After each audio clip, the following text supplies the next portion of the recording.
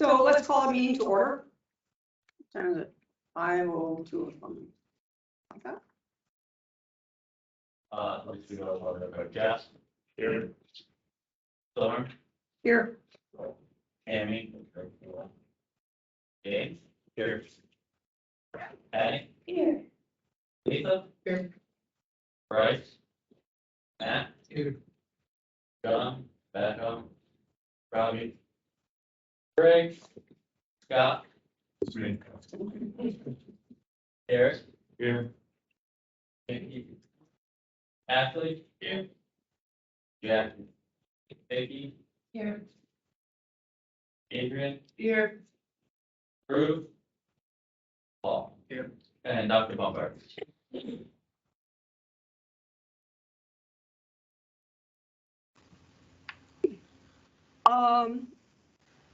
Review and approval of minutes from August. Ready to get them, read them? Motion?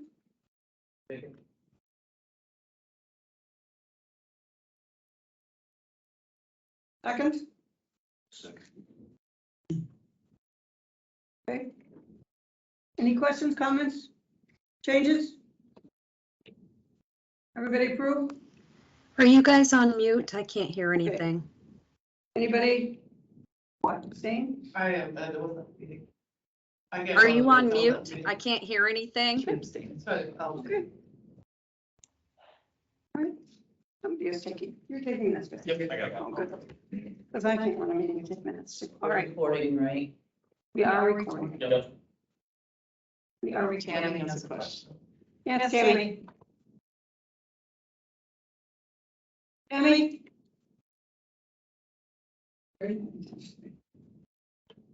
Tammy, do you have a question? There's no sound. We We can't can't hear you. Unmute yourself.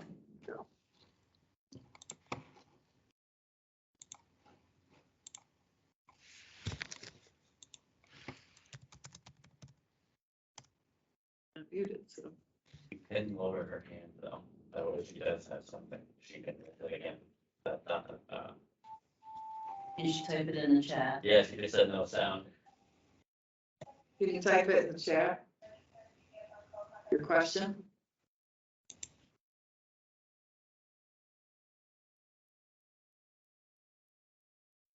Okay, right, that's how we have this. Can you hear now? Yes, I fixed it. We can't hear We you. can't hear you. What's going on? Sometimes if you go to the dots at the top, I'm unmuted. where it says more actions, you can see. Did you type your question in the chat? Can you type in chat?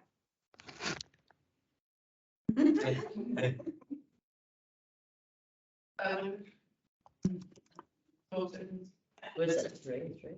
Yeah.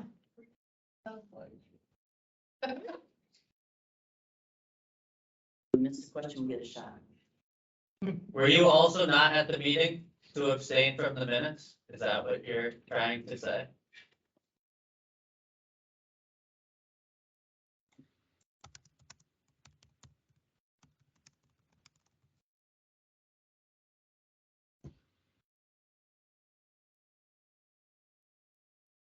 Actually, the chat. Did you give up? Did you give up?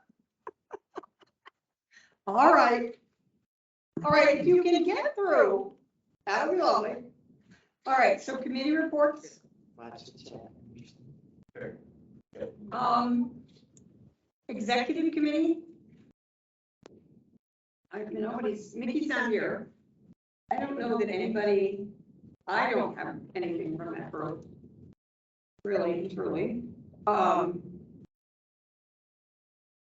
We've met a couple of, well, actually, the whole board has met a couple of times on Zoom to discuss issues, but nothing directly on the executive committee, and I'm not sure what Mickey's status is at the moment, so we'll work on that.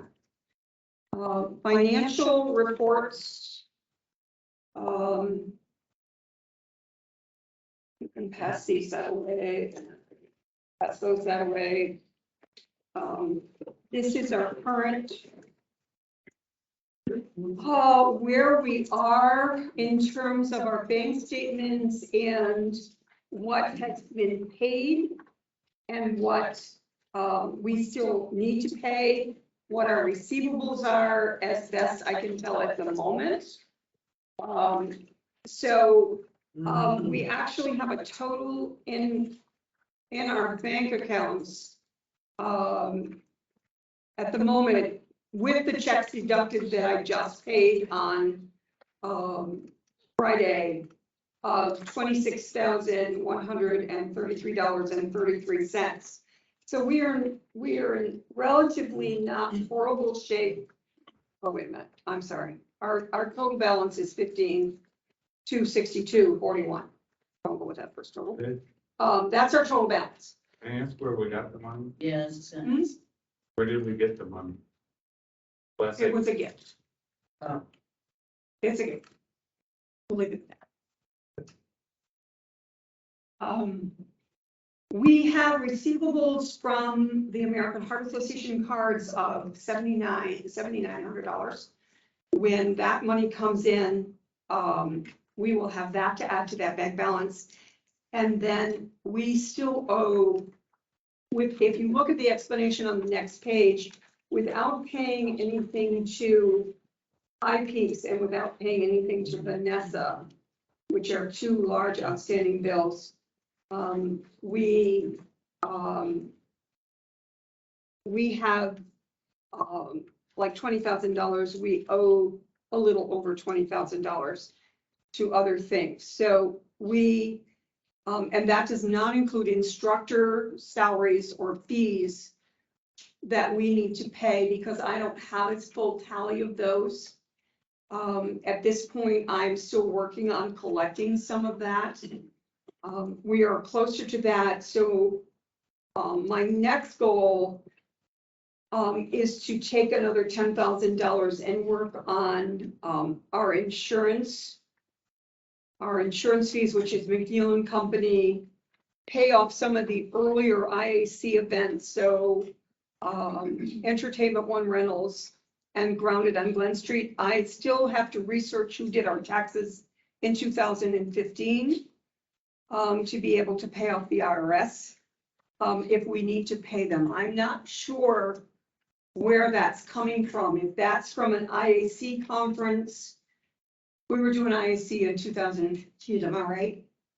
Somebody help me here. That was 7 years ago. Years ago. Right. Yeah, So if we sold stuff, that may be income that we owe taxes on, and I'm not sure. Are we getting nasty grams from them? We are not, but we did get this bill. It's the first bill that I've seen. So I've gotten it one time. So I need to figure out where that's coming from. So I need to find out who did our taxes in 2015.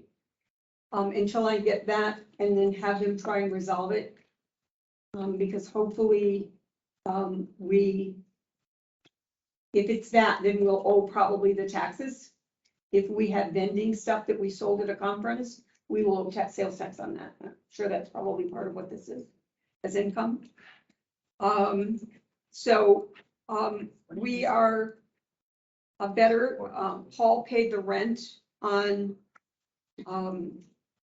the office. So that's money we owe Paul back, but he actually gave $5,600 and it was only 35. So we owe him $5,600. So we'll get that back to him. And that will be one of my goals so that he doesn't get that. So we're actually in a little bit better shape. I think that once Jency and Company get their check, that they will finish up our taxes and our charities bureau stuff that we need to submit. Hopefully that will be done by the end of November. I'm not counting on it before then. And then we will be able to submit to the state for our monies. Once they get those things done, we should get our first 2 quarter payments back, which will give us money to pay off part of High Peaks and Vanessa's bill, which are going to be the 2 big outstanding ones, and then probably the IRS if we wind up having to pay them. Storm, Right. how much do we owe Vanessa? Questions about that? How much do we owe? This is,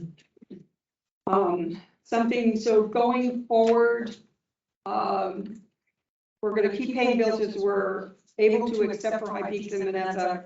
And the only reason I'm holding off on those is because I want to be able to, when I pay High Peaks, I want to be able to give them a substantial chunk of money.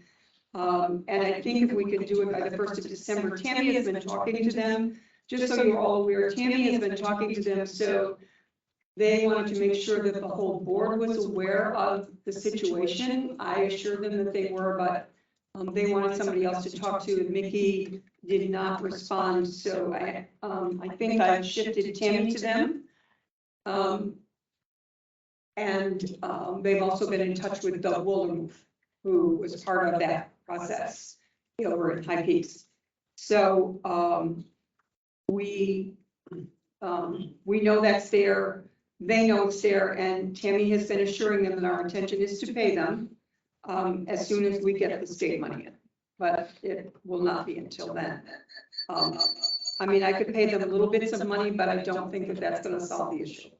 And I think that that just gives them more reason to come back and hound us more for money. Where if I give them $25,000 and tell them that our goal is to pay them $25,000 every quarter or whatever we wind up getting, or if we have enough money, we can pay it 50 and pay the rest off in small amounts, will be helpful. I think we need to give them enough money to be able to do that. And still have enough money to pay our instructors and make sure everybody else. And then I need to start doing the researches on the back wages for instructors. So if you know people. Mhm. What, honey? Did you get Can I, voice yet? Did you?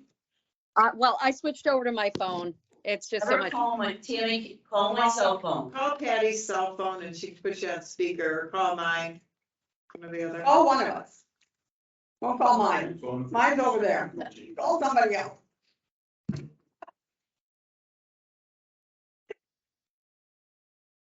So we haven't got any money from the state at all yet, so. No. Not many. And they won't give it to us until we get our charity stuff all filed.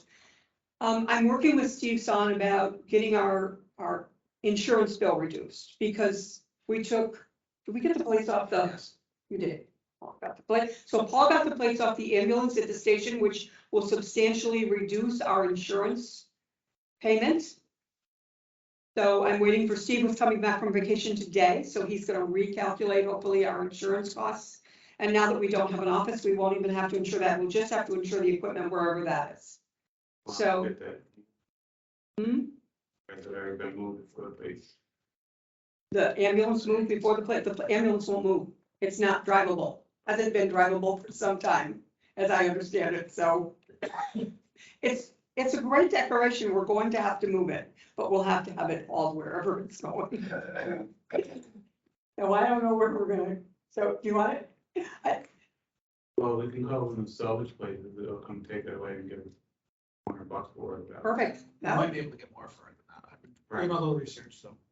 Yeah, you guys, I'll leave that to you guys to do that, I'm not, Hopefully we that's can not get more my, than it costs to flatbed it. whatever. Whatever, that works for me, I'm okay with that. Did you go? Tammy? Where are you, girl? Come on. Can So, you hear me now? So then, if we can get the instructors back whole again, I think particularly for the southern region, that will encourage them to come back to teaching again. I'm hoping that we can make this group whole again and get the education back up to where it needs to be, and get you people that you need to be able to. And that's really what's key here. I think that without that, we're just kind of spinning around. We have gotten rid of a lot of the fields, so Spectrum will go away since we don't have the office anymore. I have been getting calls from Grasshopper, so the Grasshopper goes to my. You got Tammy? Ready for it? Yeah. Go for it. All right, talk, Tammy. Want everybody to know how serious that might issue really is. Okay, turn off the volume on your computer, girl. Working on it. All right, you got it. We could hear you. This high peaks issue is serious.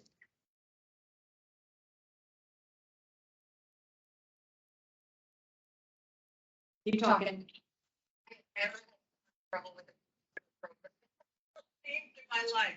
Anyway, the high peaks is super serious. She is very much talking about initiating legal action if we don't pay, and is willing to negotiate some sort of a payment plan, but their thoughts are a large sum up front and then 10,000 a month, and they're not willing to be put off for very long, to be honest. She was very nice about it this last time, but feels that she has been misled, misguided, and that their patience is running out, essentially. So just so everybody knows that this is super serious. And she's already spoken with folks at the DOH level and Tom DiNapoli at the state, and is going to continue to pursue it. Yeah, the state's not gonna have any input into it, but they, you know, as far as they're just gonna have her contact the lawyer, so they, you know. And, you know, Or have the attorney general investigate the books in the audit and stuff of Mountain Lakes. Thanks, Tammy. I don't know what else to do. I can't pacify her with $1,000. That's not gonna work. That's simply not gonna work for her, I'm sure. That she wants a substantial amount of money and most we could do is go bankrupt. I think that that's what comes of this if we do not, and we don't get our state money by the end of the year, so we can pay her a substantial amount of money, which is what we faced all along from the beginning. She, in all good faith, took Travis's word for the fact that he was the only person available to deal with in this situation, which to me was pretty poor business practice. If I think about it, in reality, why would you think that this was the only person you would deal with when you're dealing with a corporation? I don't know. I don't get that. I mean, I would think that if I was hosting a huge conference to this cost, that I would have liked a little more guarantee than nothing up front to run it, because essentially. Is this just 1 year? This is not the first time this happened, if you remember, that 3 years ago. Right, so all part of the 72,000 plus, is that just? That is just this year. That is just this year. But that's not abnormal. Like, for instance, we do a down payment on the venue, which is like $4,000. And then everything else, I mean, it's a contract and you just, depending on how many people there is, what you get charged, and they trust that you'll pay that most places. That's not abnormal. But he didn't, So I so guess my thought is if people are paying commission to attend this, it shouldn't be a losing battle. I've never run a conference, but shouldn't be going into this 12 years. No, I actually do not. 12-year thing, we should not be running a losing $75,000 in the whole conference. Like, this is a. It may have supported itself, but we haven't gotten any money from the state in 2 years. So he used the money for that to pay other things. well, this all started 3 years ago with Borda. If you remember, when I first started asking the questions about where money was coming from. The reason I asked those questions is because Borda contacted me as the treasurer to say, we owe them $55,000 from the Borda conference, the one at the Borda site. And the reason was that he had not paid the bill for like over 6 months, over a year, maybe it was over a year, I can't remember. Anyway, it was long. So that's when I first started saying to him, if you cannot run a conference, remember that the goal in this whole thing was that a conference never lost money. There is no documentation anywhere in any of the books that the conferences actually ever made money. or even broke even. I asked Doug Woldermuth to please give me a breakdown of people who actually went to the conference this year, so we even met the tuition costs, you know, like for people going to the conference. So Doug has sent me that list. I just haven't had time to delve into it because it's complicated and how I'm gonna have to look at it. It doesn't matter. We still owe the money one way or the other, whether I ever sort that out or not, it doesn't really matter. But we owe the money and we're gonna have to pay it. Hopefully, we will have enough at the end of when we get done, that we will have enough to finish paying them off. If we can build any of the stuff from the 2 second quarters of this last fiscal year. But we haven't even submitted those reports yet because we haven't found all of that. Some of those bills we had not paid. So we hadn't paid insurance costs for the last 6 months. We hadn't paid the rent for 5 of those months. We hadn't paid workers' comp board with another insurance that we hadn't paid to the tune of $11,000. What else did we not pay? There was something else that was big that we hadn't paid. So once we get all of those bills into the system and we can submit our voucher for the second 2 quarters, at least we will get some more money back other than the 80,000 we're currently expecting from the state. I'm hoping that will be enough to bridge that last little bit of money we will owe them. Whether we will actually get enough, I'm not sure, because I don't know how that's all broken down. And there, we have to delve. So I have to get into QuickBooks. I've been looking into QuickBooks. So they used an online hard drive program, which I have access to. But mining the information from it is difficult, so I've got to drop it into an online account. They're gonna help me do that hopefully this week, and then once I do that, Ann's gonna start looking and seeing if she can find some of the program agency funds that we may have spent that we can then use as part of that. Between the two of us, we're hoping we can dig through enough of that to be able to find some money that we can put into that vouchering account. Things that we may have done. Part of it is we don't have a good record of things that we may have done that will aid us in recovering money from the state. That we can vouch.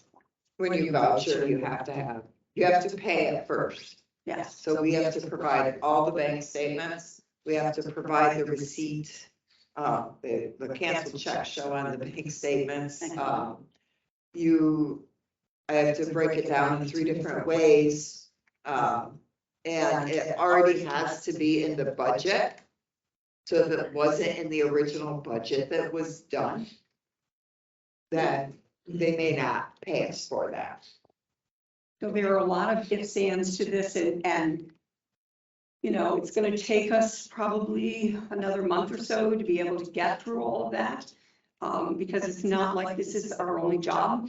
It's like Ann has responsibilities to other agencies, I have responsibilities to, you know, my job. So it's like, we're trying to pull the pieces together, but it's slow moving. It's, you know, we've really only been at this a little over a month, if you think about it. So we're actually doing better than I had expected to be. I thought we would be the first of the year before we got this far.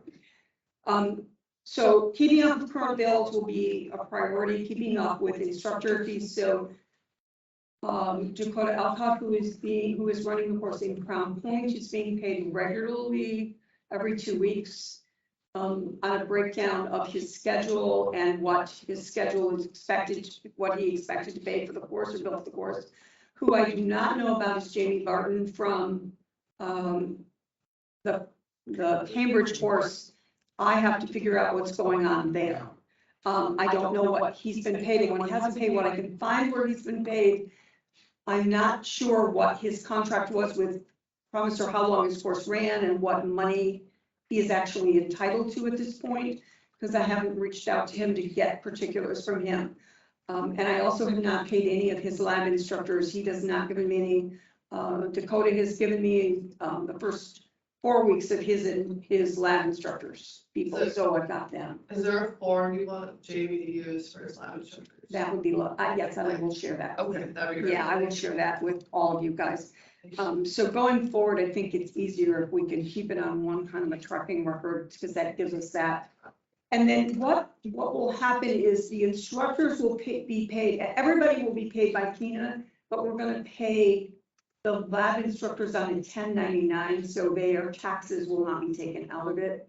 It's a little bit less cumbersome, less expensive from Kena, then they have to figure their own taxes as a part of their income. They don't make enough money out of it, as for the most Say part. most of the pool. Yeah, most of it is pretty simplified, so, and then we are gonna, so we have to be out of the building by the 31st of October.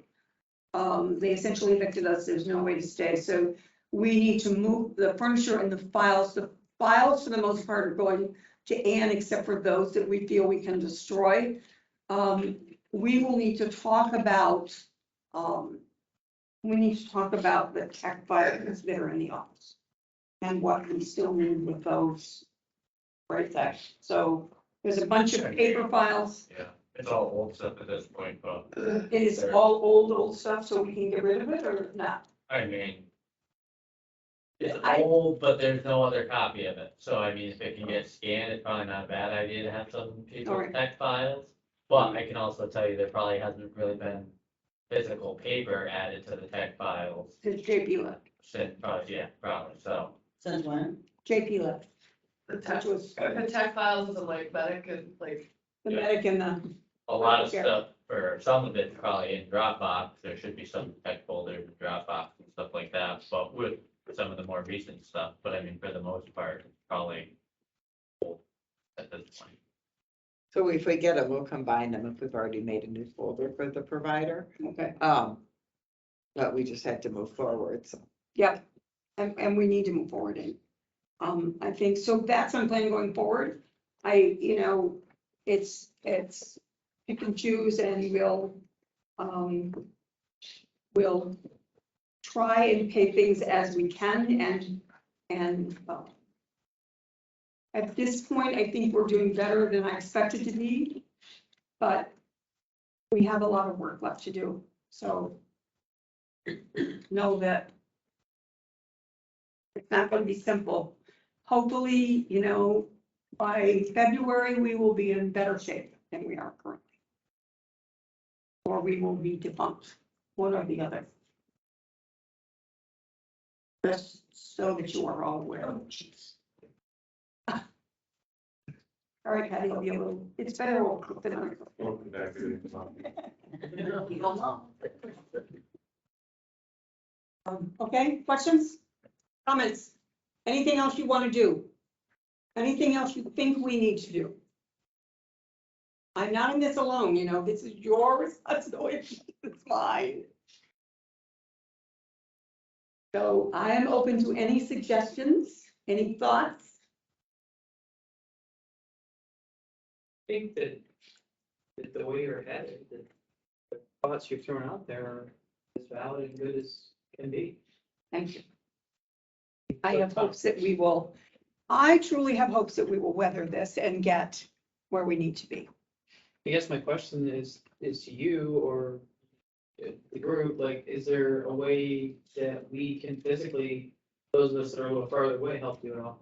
Well, I don't, at this point, I have the Heart Association stuff is underway. I think that is at this point our money earner. Unfortunately, it won't earn as much as it is currently, but it certainly is, it gives us an extra $2,000 or more a month for those people who are teaching courses for us. We need to keep those Heart Association instructors intact and make sure that they have what they need and that they get, so you hear people that are bitching about CPR cards. I need to know about it. We need to reach out to them. They need to reach out to me. We need to get everybody's card that has not been processed. I've reached out to a couple of instructors and said, I'm hearing from this person that I don't have any paperwork anywhere. And I have drafted a letter to all the CPR instructors so that, to let them know where I am with this and what my expectation is when they send paperwork to me. I don't expect just a typewritten list, although a typewritten list, if your people have written in their names, is one thing. I will accept a typewritten list along with your roster. but I need specific things like who's gonna get billed for the course, who, where the cards are going, so it may go to you as the instructor and you forward them on if you wanna do that. Or it may be that they go to the individual student, and I don't have a heartbeat either way about which way we do it, but the paperwork needs to be legible, because it is time consuming to go back in and have to revise everybody's stuff. So if your rosters aren't legible, it is a lot of work. It's a lot of back and forth before we get the cards issued, because of legibility. And just do the template that AHA has and upload it, so the. You can, instructors- but I don't think this group has ever done that. I don't think it's ever been sent out to them. I mean, it's right on the instructor website, the Yeah. instructor, they should be able to pull that down and. Be So able to there, do the it. instructor is then responsible. I have to tell you that I have tried using that and have not had terribly good success. So I like my students to go in and type their name and type their email address. So as they all straggle into class, you know, you do this, but then your computer times out. And then if you don't save it before you start the class, then you block, then it's somewhere in La La Land and you have to go find it. Right? Have you all experienced it? So those of you who are CPR instructors, have you all experienced this? And so it is almost more of a work than going back in and saying, I can't reach your email address. Can you fix it for me? You know, you're better off reviewing your rosters before your class leaves and saying, fix this so I can, or, you know, if you have a break in the middle or you've got another instructor who could go type that really quickly, once they've signed in, that's what's really nice. They can type the roster right on the roster because it's a PDF downloadable form. I find that easier, in the long run. So what we're doing is we're sending you the whole packet that we Right, normally would. yeah, and That's that's what fine as long as. And you're gonna put it in a. File, and I have file, yes, I have a file of them. Well, eventually I'm gonna download them all to that little hard drive I have, so they'll all be there. So that's the American Heart stuff. The Education Corporation, as we move forward with this, and we'll talk about this under the education meeting, but the Education Corporation will have to have classes that are self-sustainable. And then hopefully earn a little bit of money so that we will have that, even if they only earn, you know, $500 or $1,000. I'm okay with that as long as they don't lose money. The big kicker is that not to lose money on anything at this point in our world. So because we need this to work forward, because we are gonna have to keep workers' comp, because we have employees, if we're gonna pay our CICs under we have workers' compensation costs. So the reason our bill for workers' comp is so big is because every 10 days this multiplies in workers' comp when you have not paid your bill, just so you're aware of that. So the last bill was like a $7,000 add-on to our original $1,500. It was like, after that, it was like, I can't remember, $3,000, and it was like $7,000. It's like, this just keeps mushrooming. So keep in mind that we don't want to be in a position to have to pay penalties, because that'll defeat us, totally defeat us. We 1099, do we have to carry a comp with them? Not the 1099s, but we do the CIC people, because we're paying them a salary, and we could pay them. I think they make too much money to qualify for a 1099, that's the problem, because they get like $4,000 a class. Well, it depends. And it's all a little tricky. It's how they're set up, but you can 1099 an instructor. Jefferson County EMS does it, that's how they get paid Really, that way. I'll have to find out what the rules are for that then, because maybe we gotta make them. It's their IRS rules that you have to make sure that they don't look like your employee, that they truly are reflected as a contracted. Well, yeah, and they would be, because it's such a short time frame. If you think about it, the course runs only over a 5-month period, right at the most, for most BLS courses, for most basic EMT courses. It's only a 5-month window, the course runs over. So if we look at the rules, so time-wise and financial-wise, because I think there's an income limit to it also, if I remember rightly from the college. Well, the income limit's like 50 grand. Yeah, I was gonna say. But again, you gotta have a lot of different pieces of paper in Right. place. Well, that's what, Including statements of work and agreements with the instructors, there's a lot to that. right. And you can, if it's not done appropriately, you can obviously face penalties, and if anybody's gonna get you, it is going to be the IRS. Yes, they already did. Welcome. I don't know what that was all about. That's all about it, but that's. All right. So that's the financial piece of it, at where we are at this point in our work. Right. Personnel committee. That's me? No, that's Patty. We have no person. Yeah, nice. They're good. Okay. Compliance and audit? That was the bylaw committee. Okay. We had the revision that we sent out 30 days ago, plus, for section 7, no, article 7, section 4, to be changed. Anybody have any questions with that? This was supposed to make it so that if somebody is joining us via video, they could vote as well. Sadly, the executive order ended, and we still have to change it, but it doesn't change the fact we now need a quorum in attendance in person. Okay. So if we have a quorum, then they can still vote. Correct, if we change this, Okay. but we gotta have a quorum. Do we need another 30-day window? I was just gonna say that puts us in that spot, but technically, we need to revise this and send it out again. No, I mean, we just gotta change that, that allows the hybrid meetings. The executive order, I mean, that's, Okay. The meeting is hybrid, but there has to be a quorum in person. correct. Okay. So when you figure out how to do that to make sure a quorum gets here and not everybody joins Trust online, around every month. please share that information with me. A rotational schedule. I know. How many is a quorum for us? 10 or 11, Yeah. I think we're- because there's 20. I think it's supposed to be 10 plus 1, so theoretically 11-ish. Hmm. I lost my folder. Doing that point thing. She loves to. Well, REMAC has an odd number of people, so it's kind of fun. Yeah. There's 20, so I just issued them and they're full.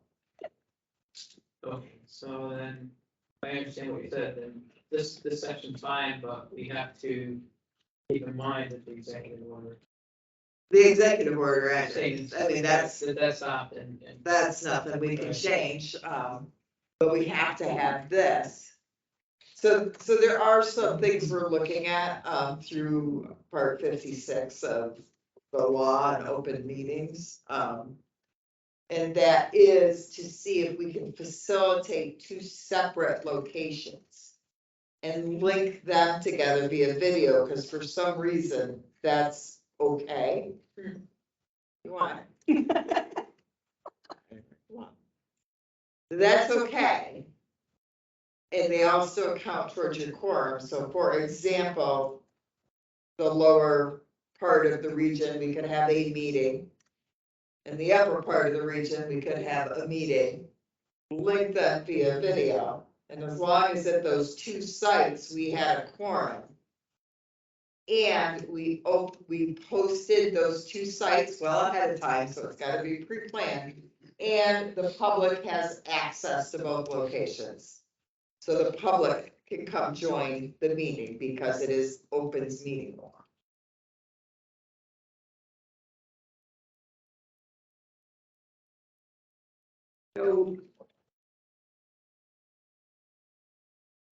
So the bylaw change that was sent out, I'm guessing this is it, right, Zach? Or is that just the letter? It didn't- The bylaw change was, article 7, section 4, striking there are no votes by proxy unless a physical meeting is not possible due Did you to put terrorist. that? Yeah, right here on it there. We need a motion to move that forward. Yes. I'll make a motion. Second. Okay. Close that, me.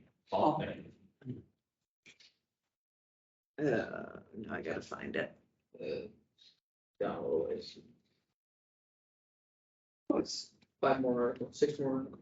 Yeah, well, my internet, everything's a little slow here. Oops, I just saw something. Saw something that was highlighted. Yeah, I think it's in the first couple.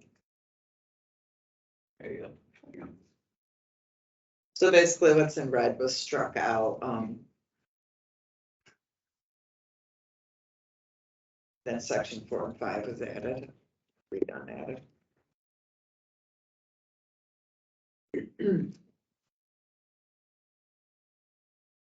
Okay, so you have a motion? Yeah, and a second. You have a motion and a second. Any discussion? Any more discussion?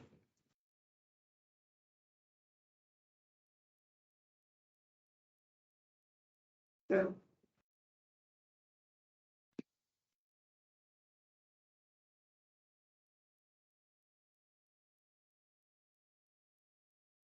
You have a question? no, I don't think so. Okay, so we're leaving that other piece of the fact that, so they can be present by video conference, is that what it says? Members may. Members may be considered present via teleconference, video conference, or other legal means.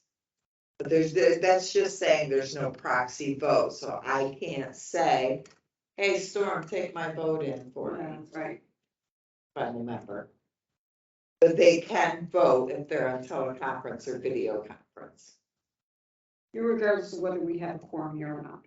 No, No, so this is the bylaw change, which is separate of the opens meeting law.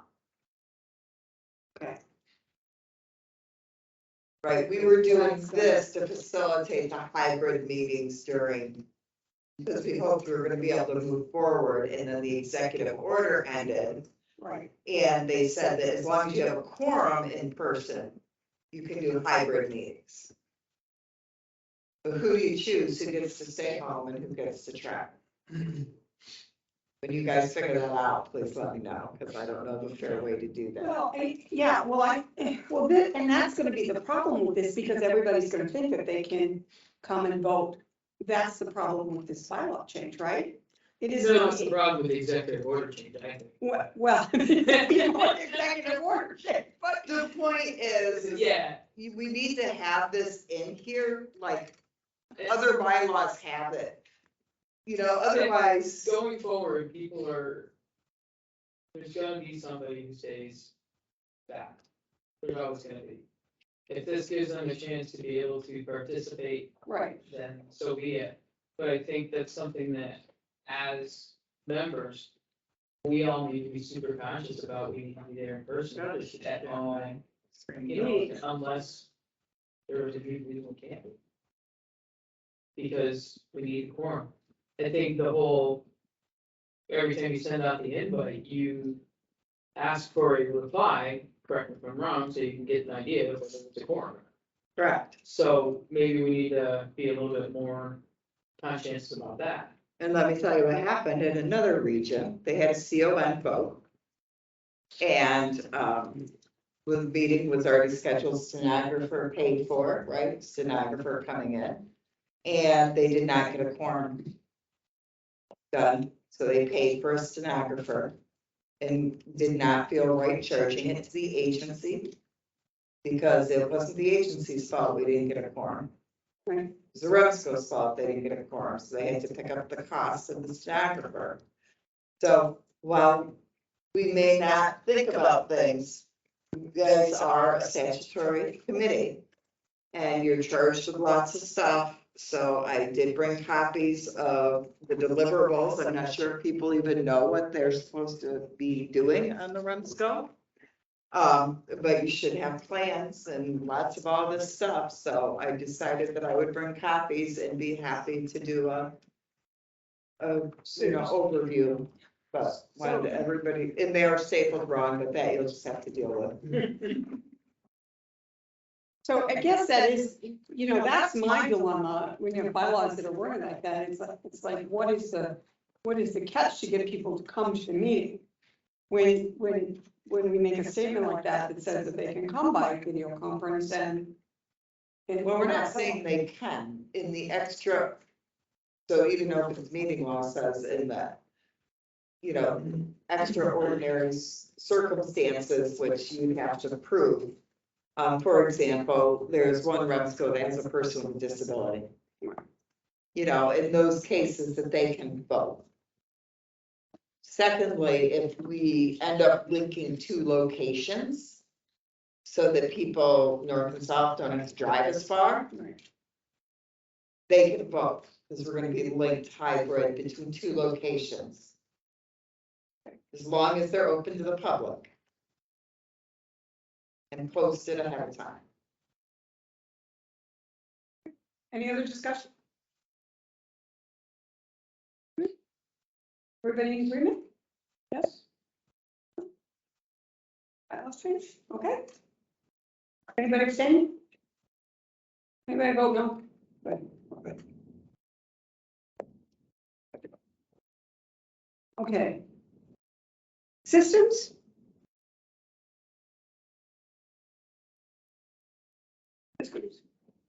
That's good. Bryce is in here, but I don't think they've done anything. Okay. Awards committee, Robbie's not here. Got anything from it? Awards committee? Okay, so don't forget to start thinking about awards. I don't think it's something that we sort of do hit or miss.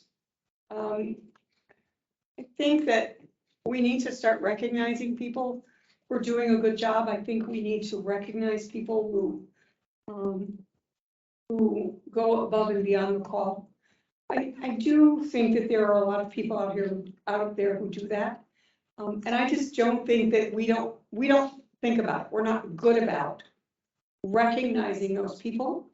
And we need to start doing that. We should have at least, a submission from every county for every single award at the state level.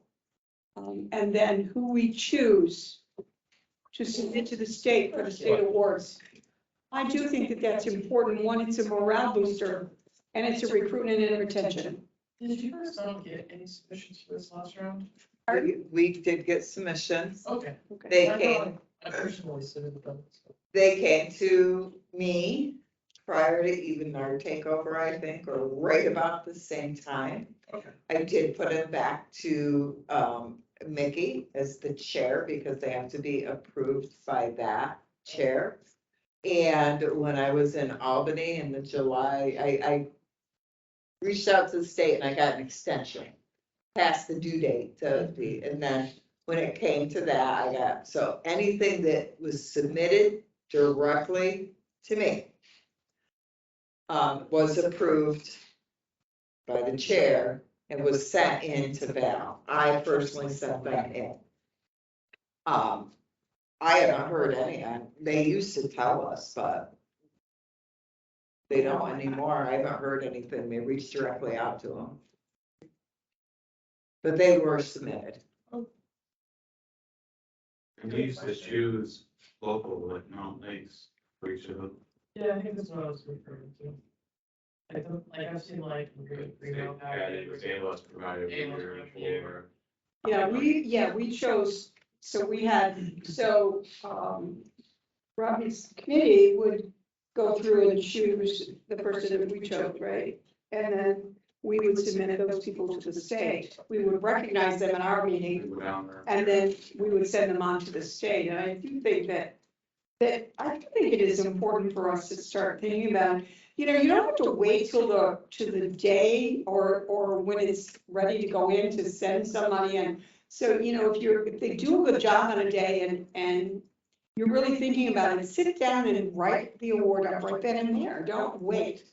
And then send it in. And if you send it to Ann, she keeps them in a file, and then when it gets to be close to that time of year, whatever time we decide to do it, we could send them on to Robbie, we could get them to Robbie, and then we could make something, and then we could have an award ceremony at a meeting. It doesn't have to be anything fancy, it could be at a meeting, and recognize them and then get them some press recognition. I think we're not good about recognizing our own, and as a result, we are sometimes defeat ourselves. So we have a reminder set in our Teams account. In January, we will send out the categories. So we have reminders, so we send it, blast it out across the regions, asking for submissions. And then we usually get it to whatever, process the region uses. Unfortunately, everything came in last minute, to me last minute, I don't know when or whether they were submitted before, everything came to me last minute, and I did the best I could at moving them forward based on But going forward, your agency will send everybody. we send out, we have a little flyer, we send it out and say submit them, and then I bring them to the REMSCO or whatever, whoever committee, or forward them, whoever's delegated for that. You all recognize people in your departments regularly. It might be the same people that you want to recognize for the state. No reason you can't do that. And then, of course, basically, like in the North Country, then we turn around at spring fling and we award those, whether they got the state award or not, if we Right. submitted them. Right. But again, from a region, it's like one in each category or whatever, so. I have a question, sort of kind of related. Is there any way at some point someone could send out a list of who's on what committee? Because in my tenure on the REMSCO, So it's I've been told in passing that I was on the Neighborhood Committee, and the only time I found out I was on the Finance Committee at one point was when you came up to me at a meeting, you were like, have you seen the budget? And I'm like, why would I see the budget? And I'm like, so like, I've literally never, ever known, and I really hope I'm not the only one. But if I am the one, No, actually, I got mine from Mickey. Okay. So I got mine from Mickey, like, I don't know who's. but now that we've changed members again, we'll have to relook at those committees I and think she see. did, I think she put the new members in there because she came to me. Oh, no, because Got your folders in. Jamie, I think, is on it, but I don't know that, no, I don't know. We'll have to see, and we'll have to figure out what she's going to do, so that'll be the other piece. All right, nominating committee. May? That's on the annual. Yeah, so the plan is for the annual meeting, May 22nd. Okay. We'll talk about the schedule later, but yeah. I think there's the committee list that I have. I just, the Patty for education was not for the other meeting, I just wrote it in there. Yeah, you're not the only person. I didn't know it was on the bylaw committee until I said something. about being on- I thought I was on the work committee. At one time I was, the year I was, I didn't have anything to do with the work committee and now, so. Jamie's on there. Who was the other, so Jack. Jack Timms is not on here. Oh, yes, he is, he's up on awards committee. So Jack is on the awards committee. We'll resend this out. There's, that's the I only. think, do we have a electronic? I think copy you of have this? it. Yeah, I think you should have it, yeah. You were on, you You want me to read them to you so you all know where you Yeah. are? Please. So executive is Mickey as chair, Bryce Taylor, Eric, myself, Yes. and Craig Dumas from the board. Finance is myself, Eric, John Bashaw, Matt Watts, and Adrian Hamilton. What was that? Yeah, fucking. Finance. Finance. So glad. Personnel is Patty. Brian Westover is no longer on, so that would be Jamie Schwartz. I just replaced their replacements. That makes my life easy. Ashley Rivers, John Bashaw, and Adrian. Compliance and audit is Lisa Fish, Matt Watts, Vicki Campbell, Robbie DeMars, and Jamie Schwartz. Systems is Bryce, Tammy Trombley, Robbie DeMars, Lisa Fish, and Paul Zinn. Which one was that? Systems. Thank you. Systems. Awards is Robbie DeMars, Jack Timms, Jeff Teaching, Scott Harwood, and Bruce Mason. REMAC is Dr. Bombard, Tammy Trombley, and Patty Bashaw. What's that? REMAC. Nominating is Matt, Eric, Craig, Tammy, and Bruce. And education is Patty, Storm, Ashley, Scott, Paul, and Bruce. Am I All on right, three? that's it. So that's the 21-22. Other than Mickey Guy, I think everybody else, is anybody else's term up? Does anybody know? Term wise, yes, we had two people, Paul and Adrian, to vote on their second term. Oh, okay, so this would be their second term, no, Yeah. they don't have to leave the board yet, okay. Correct. Now I want people to leave. So that'll be too confusing. So we're saying, Don't can leave. we, I know it's a prize to be the favorite. We've had- No, I have it at home, you can have that. Can we- I just wanna pass it around. No, you can't have it. Oh, no, that's fine. We will send it out, Okay, that's fine, that's fine. but I will make that change. Personnel with Jamie Schwartz instead of Brian Weston. Okay, thank you. Yeah. And it's just we eat before. Yeah, before it gets cold. Tammy, we're back in session.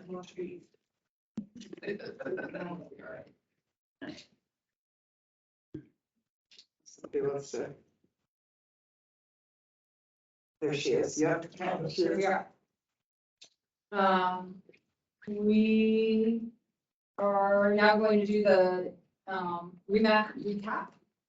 So we heard the, World University Games presentation for Dr. Viola. It was really the same one that we saw here at the REMSCO last meeting. We approved our minutes. We welcomed Dr. Mulvey. Dr. Laura Mulvey is going to be the Elizabethtown Regional Medical Director for a bunch of the agencies down there. She's taking the place of Ashley Wiseman. And I think you guys will all enjoy her a lot. She's pretty cool. Good doctor that really cares about pre-hospital care. And if you have any time to spend, like if you're in that region and you have a few minutes to spend with her in the ER and just follow her and listen to what she says, she's very funny if you hang around a little bit. But B, she will put a little medical knowledge into your head, I'll tell you what. So hang out with her if you can. TMAC report, intubation is going to be, what is that called? Sundowning? No, that's not it. Sunsetting, that's it. Sunsetting. No more intubation for 8 EMTs beginning January 1st, 2023. And that was a decision that was made to align everyone with the national EMS standard curriculum. So the CMAC is moving to align everyone with the American College of Surgeons trauma triage guidelines. I sent out the link to Anne to put out to everyone. It isn't approved by the state yet, but that's the direction we're going. It's probably not going to affect anybody unless you're within the kind of Albany Med catchment area where you have a lot of decisions as far as what hospitals appropriate. But when you're in a more rural system, it probably won't have a lot to do with your practice. The TXA and epistaxis protocols are up and running. There's education on the HPSO website with CME.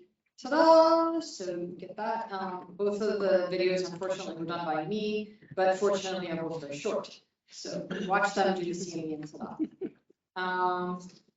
And the CMAC is going to try and actually do something sensible, like make protocols happen every year on the first of the year, with the exception of like emergency stuff.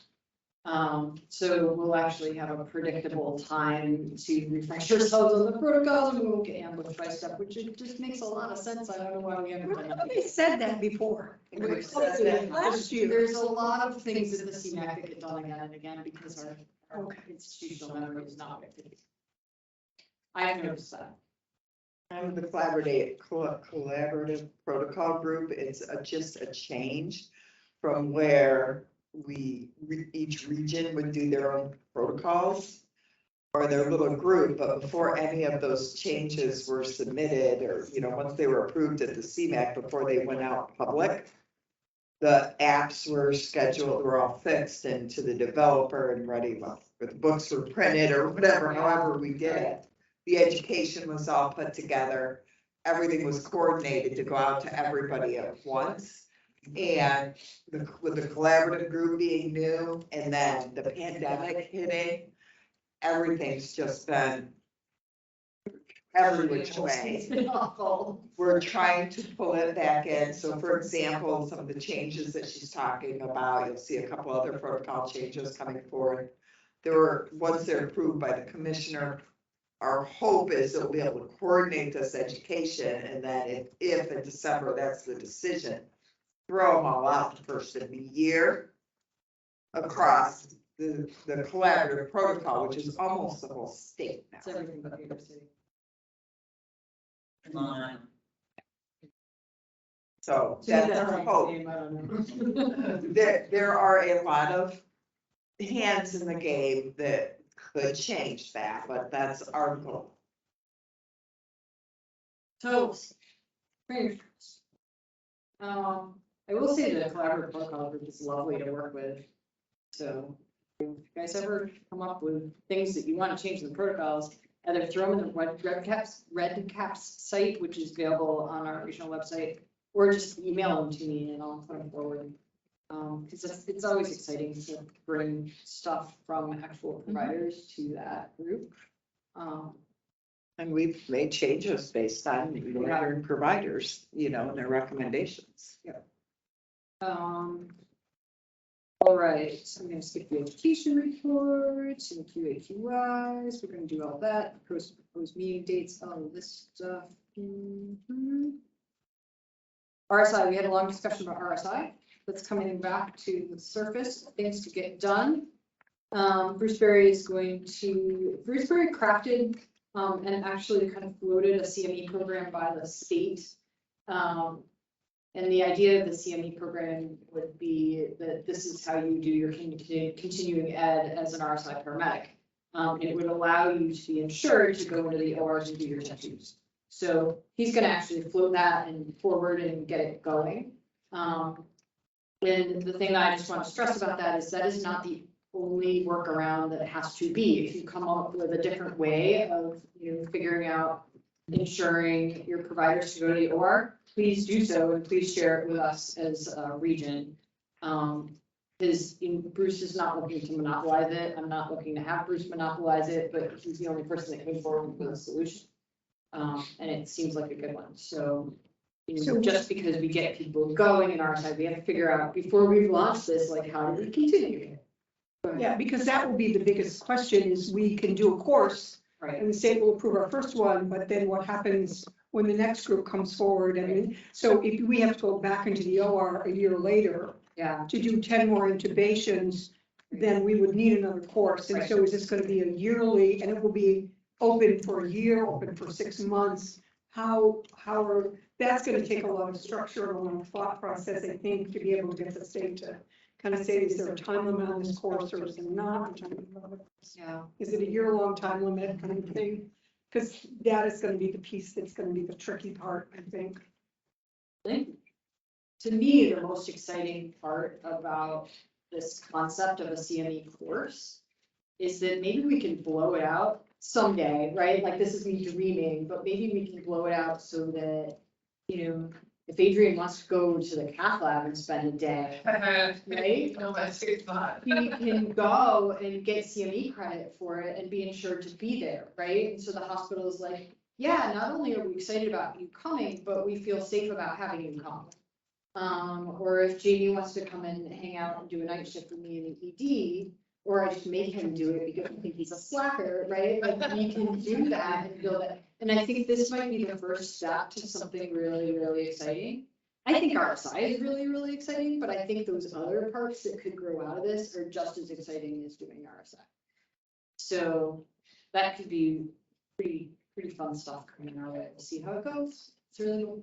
There was a discussion about whether we need 10 tubes every year to do continuing education, and that's going to get discussed again at the next REMAC. Also, at the next REMAC, we're going to discuss regional reciprocity. So if you're a REMO paramedic that has RSI credentialing there, can you do your RSI in the Mountain Lakes region and not double do your education? So that's going to get addressed at the next REMAC meeting as well. What else? Blood glucometry. We're all disqualified from glucometry. We should never do finger sticks again. Until the Unless you have a Wadsworth separate, decides. unless you have a separate Wadsworth license. Yet again, the Wadsworth with their ultimate system about EMS, but, stay tuned, I think Anne probably has more and less sarcastic intelligence on that, Probably not. and I think that's all I have. Minimum equipment. So some other things, when does it, that was, they did go through a list, did you cover that yet? Oh, I didn't do the equipment list, although I figured Anne would do that here. The, Okay, yes, so the minimum equipment list that was set out for review with all the stuff was approved to move forward with a few changes. Those changes would be moving TXA and Afrin to the required medications. We're removing 14 gauge IV catheters because we pulled data and nobody has used 14 gauges other than Aeromedical. Aeromedical would use them once in a while. So that doesn't need to be an expense to the agency, and we're gonna remove the requirement for the extra monitor cords and change the wording from secondary airway to supraglottic airway. And I do also have to remove that from the AEMT level because, well, I think it should be in the AEMT level for the pediatrics because I think the curriculum is generic across the board. It is not reflected in the protocol, and I asked about that, but that's one change they didn't make, so I have to put that back in on through the REMSCO system. Because I think it should be for AEMT level for pediatrics as well as adults. And that's a protocol hanging there. That was the minimum equipment list.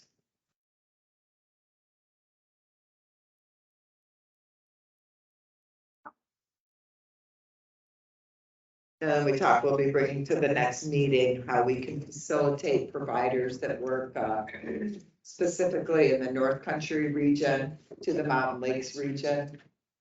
So it would be kind of a reciprocal agreement that Mountain Lakes agencies would accept providers, CMEs, if they did them in the North Country and vice versa with any QI issues. So it's a REMAC to REMAC agreement. Then a QI issues going back to the originating agency. REMAC. So basically saying if I do my skills in North Country, I should be online to be able, I should be all set to run in the Mountain Lakes area and vice versa. So that'll be coming back for discussion at the next meeting. Questions? All right, Patty? So before the REMAC meeting, we had a, education meeting. Sorry, we're following through this report. Some things that came up, Storm is gonna reach out to TMA and have her give me access to the Dropbox so I can pull up education files. Hear that, Tammy?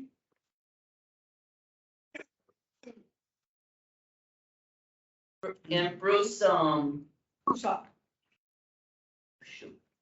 Mason, thank you, can be taken off if he's accidentally on there. And then what'll happen is once I pull them down, I will, ask that, Ian have the access that will be longer. Because there seems to be quite a bit of stuff in the Dropbox. And, we need to start looking at the policies and stuff. And other things that are in there. We have a little bit of a, I don't know what they call it. There's a little bit of a issue with the Crown Point course. So I presented my plan to the Education Committee, and I will meet with the instructor. I will meet with the students. I will meet with high leadership and hear all the sides as to what's going on. I'm hoping that it will be something simple that I can put to rest myself. Then I will also report back to the Ed Corp to make sure everybody's aware of what's, going on. But it's not like life-threatening stuff. It's, but, yeah. So anyway, I'll take care of it. Sorry. Hi. Okay. So that was approved. Our specialty course sponsorship is not intact. We are not gonna reapply for it. But our course sponsorship apparently is right now, especially, course sponsorship is for things like the CLI course, CIC course, well, Nancy is now the avenue for the CIC course, and so on and so forth, so there's really not need to do all that work. I am gonna call John at the state and just, find out particulars on our course sponsorship, just to make sure we, are all on the same page. Mary did say after speaking to him that we were, but we just need to make sure that the December paperwork had been put in like it's supposed to. Paul was approved to do a standalone, for Edward course for Mountain Lakes. I'm sorry, basic refresher course in Port Edward for, Mountain Lakes, so he'll move forward with that. Just a basic refresher course. Sorry. What are you, millennial? So we had a really nice presentation from Queensbury EMS. That is a consolidation with Queensbury EMS and Bay Ridge EMS. And they are working towards putting in a course sponsorship. It was a, really thorough presentation. As a seconded motion, a motion from the Ed Corp, the motion from the Education Committee was to go ahead and write a letter of support for them seeking their course sponsorship. And I'd like to have a second to that motion. We had a seconded motion, right? First and seconded. So we just need approval from this board to go ahead, or this board, to go ahead and get, or write that letter. Can we have that, please? I need a motion, I guess. Okay, and is there a second? There we go. Any discussion? Anybody abstaining? All in favor? There we go, approved. Did Ashley leave? Yes, You did. he has a meeting Okay. at 6. Because she was gonna abstain now, so. That's okay, no, she left. She's gonna try to make her meeting in an hour. Are we doing said letter or are you? Talking, I thought we had said that Zach would do, Okay, I just wanted to yeah, clarify. yeah, please. Let's see what else. Paul has, or will be soon moving that equipment from the office, because as we know, we gotta get out by the end of the week, next week, or this week. But anyway, and training files are also, being moved there as well. No, I'm sorry, training files are going to North Country, so they can be scanned and then we can get rid of the paper. Then we went through the Ed Corp stuff and, Clinton County is running courses like they normally do, North Country courses like they normally do, they're doing courses in Malone, like Placid, Akwesasne, and Ticonderoga. There's no real determination as to what Alice Hyde will be doing at this point. And I'm missing, and then the paramedic course seems to be doing very well as well, and they're moving to their hospital times, my understanding. And then, one thing that we're gonna do is have all the course sponsorships sent to Ann or Zach, their preceptor, policies and procedures, and we're going to come up with one that everybody likes, so that if you're a preceptor for that ed corps, you can be a preceptor for that ed corps, you can be a preceptor for that ed corps. So that'll help probably clear that. And that's what we're gonna work on at next ed committee meeting. Okay. Did I miss anything, you guys? What's that? Yes, that Paul is gonna meet with the Southern group. Oh, To yes. have that discussion about where we're gonna move until we figure out who's actually gonna take them on and figure out who, so he's gonna meet with the instructors about keeping courses going in Washington and Warren County, right? Yeah. And so that we can make sure that education continues in that region. under the Ed Corp at this point. Of course, it will need to pay for themselves. We've had this discussion and, so once we get that in place and then, if Bay Ridge elects to go ahead and apply, then we'll sort that out as we move forward, but at least we need to keep them intact for the next year so that we have courses running in Warren and Washington County, and those people don't have to travel miles to get their education. That is our goal. I mean, we set up everybody else so that between, North Country Community College and Clinton Community College, we've managed to cover the northern part of the region, but the southern Warren and Washington County have nothing without the Ed Corp. So until we get all the other pieces into place, we need to keep them whole. And also, Paul is going to be the point person for the Ed Corp stuff. So that was also approved by the committee. That's all I have. Questions about that? All of those pieces. All right, county coordinator reports. Things first on the list. We don't have anything exciting going on. It's, this is unusual. We're back to doing CME courses because, we are now getting to the point where within the next year, people should begin to expire again. We're done with extending certifications. So we will be, getting our core content courses to keep, so people need CME credits, they'll be able to get them there. So that's a day long, I do a day long course from 8 in the morning till 3 in the afternoon, something that's a 7-hour deal. They get 7 CME credits. They come and participate. Last time I made them work, I decided I wasn't going to stand there and blab at them for 7 hours. They had to do CPR management skills and all sorts of good stuff. So, but it was a great learning experience, I think, for both of us, because I had no idea what to expect. And because this is the first time I haven't just stood there and lectured for a long time. And so we did a couple of little interactive things, which is a lot different than what we normally do, but it was kind of fun. Did you get good attendance? Hmm? Do you have good attendance? I had fairly good attendance at this one. My basic one, so I do it as a split. I do a basic one in the first of the month, and I do a advanced one at the end. And the basic one always draws more people than the advanced, but basics are really good about coming, and they don't tend to go a lot of other places to get their education. Yeah. Where the paramedics, I think, and critical cares tend to like to go other places to get education. So it's kind of interesting. I'm going to cancel the advanced one because I have no registrations for that on Wednesday next week, but, and mostly the paramedics and stuff, and they don't expire until the end of, let's see, I think we start expiring, the paramedic bridge group, the first one starts expiring the end of 23. So a lot of them have already done a bunch of stuff. So I think that we're good, golden, so to be able to do that. We do have the next bridge course is up.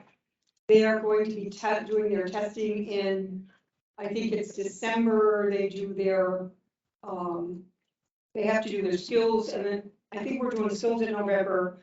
Their final practical is in November. But all of those students are based in and around the Plattsburgh area at this point. So and that's the other thing, that's the other place we have not, I have not gotten a chance to go look for money for, so I have to look at Northwell, and I have to look at billing the state for final practical skills exam for the last 2 bridge courses that I don't believe we're voucher for. So I've got to work on that. But so the education piece is getting there. We have a bunch more people going through the bridge paramedic courses. So we should be able, so the next group is your group, right? How many people are in your group? County, Mhm. 6. So there are 6 of you. Are there people outside the county that in the region? Do you know? Okay. Have to figure that out. So we're getting there. I think that, you know, we're focusing on education at the moment.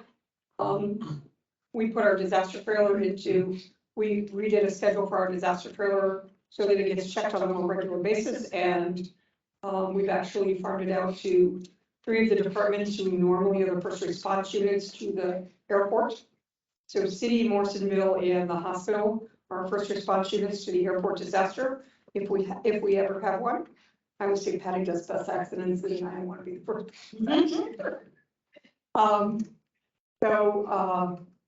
That we restructured it and made it a little more user-friendly, because after the last airport disaster drill, we really were struggling with what happened.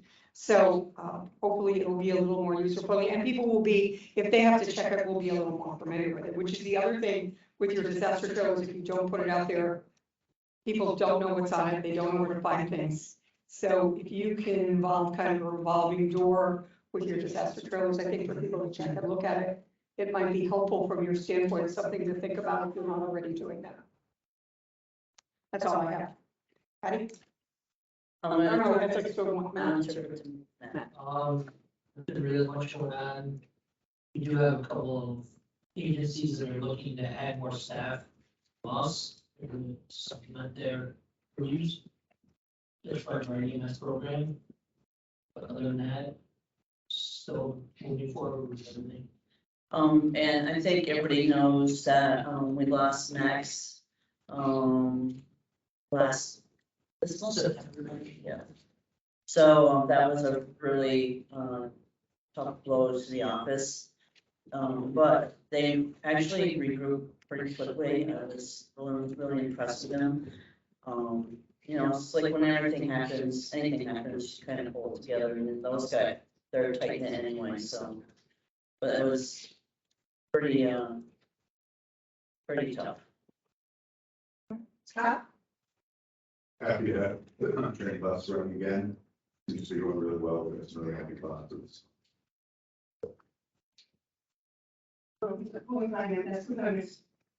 Orange. Let's get a report more. Eric? Big things from our last advisory board meeting is we revised our auto launch policy for the helicopter. And they established a liaison to the public safety committee. Because before there was a lot of animosity between the coordinator's office and the advisory board committee. So it's gonna be a lot of misconceptions going on, miscommunication, so it'll hopefully, you know, bring everybody together with that. I think that was the Study your, response.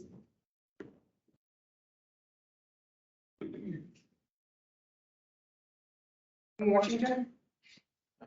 Had a group of each agency meeting with town supervisors, just a few town supervisors, discussing the future of EMS in the county, which has been the last 2 months. They've been fairly receptive to what we're talking about, so it's a work in progress.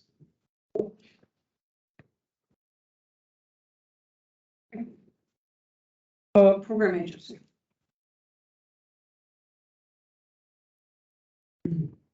Anyone to us? No. I don't think so. I got one more thing to add to it though, but. On your agenda. Right, so again, all of our contact information is there. I'm also going to throw some cards out to ensure that everybody has our contact if needed. Please encourage agencies, you could take one, pass it around. Please encourage agencies to reach out to us. We will either direct them in the right way. Or try and help them, but we also added Jessica Thompson to our staff as the new clinical coordinator, so. She is working, you know, on learning the process, and we hope to make her a new educator as well. And be able to help support some education across the 8 counties. And the best way to get a hold of us, right, is option 2, when you call our main number, and then it will ring all of our phones. So if one of us is out of the office, then one of us will pick up. So if you do call an extension directly, you know, we may be in a meeting or somewhere else, so. For you folks, you can use my cell phone if need be. And we also, the facts, we also set up the paperwork at fdrhpo.org. So any paperwork being sent to the office, if it goes through there, again, any one of the four of us can take care of that paperwork versus waiting until somebody's back in the office. So we are seeing things.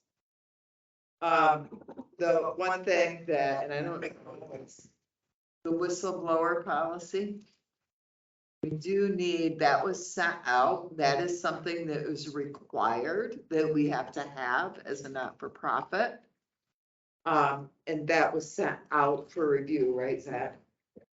I haven't seen it. It should Did I have miss it? set out with the minutes and everything. Everybody else I good? don't remember. I didn't get it.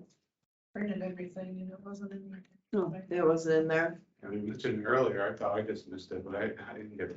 Oh, well, maybe we, sorry, there was a lot, so. We do need a whistleblower policy, and basically it's just a policy that states, if, you know, you're having a problem, you can go and let somebody of authority know and not have any retribution post making that complaint. We can send it out. Yeah, I can email it out. We'll email it out again and we'll put it on the agenda for next time. I thought that it went out to everybody.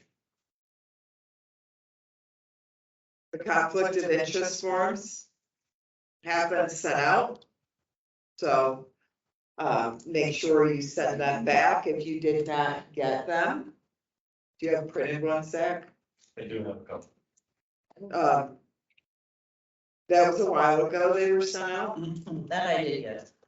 That was before the last meeting, right? Yeah, that's all. It was before the last meeting, we haven't got them all back. So Yeah. you may have, Zach has the list, he's tracking who has them and who doesn't. So.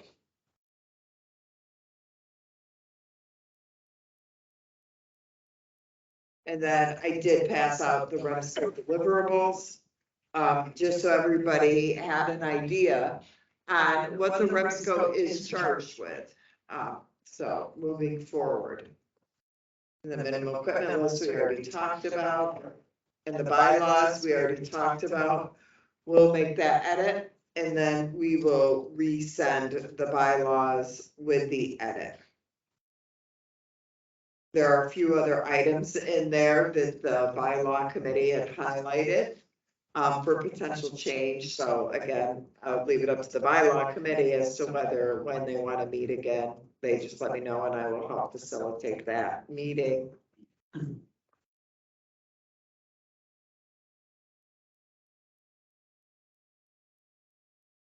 All right, so we already talked a little bit about the Wadsworth, this is kind of the RE/MAX stuff. So the meeting schedule is the new thing that's up there.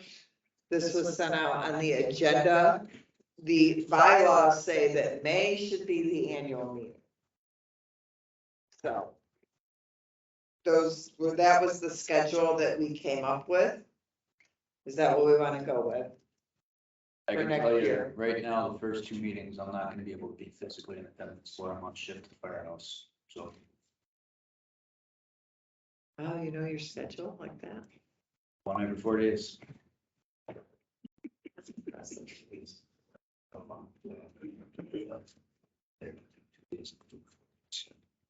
they still Monday, are they still Mondays? At least, I was gonna say, I have. Still Monday, yeah. I'm gonna be struggling to make them too. And why, do they need to move back a week? But Monday's more bad. They should be the fourth Monday, which is what we've always done. They're just kind of different month.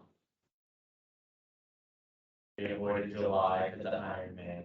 I wouldn't worry about already, oh, storm still does, don't you? Well, we also need the annual meeting in May, so we just moved the July meeting to May.